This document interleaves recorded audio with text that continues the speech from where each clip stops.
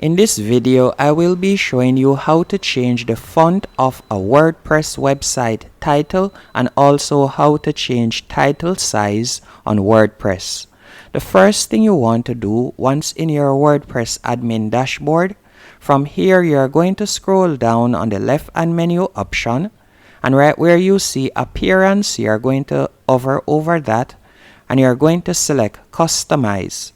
After selecting customize, you will be redirected to this page. Once on this page, you are going to select header and footer. That's the second option from the top. You are going to tap on that. Then you are going to select header. And you are going to be redirected to this page. And from here, you can simply hover over the title, as you can see right here. And from here you can simply tap on it, and once you have selected the title, you will see in the left hand menu section you will see typography.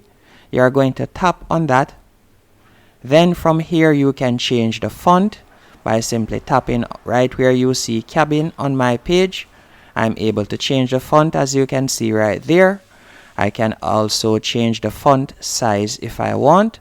As you can see there, I can make it smaller or I can make it larger. And you can customize it whichever way you want, as you can see there.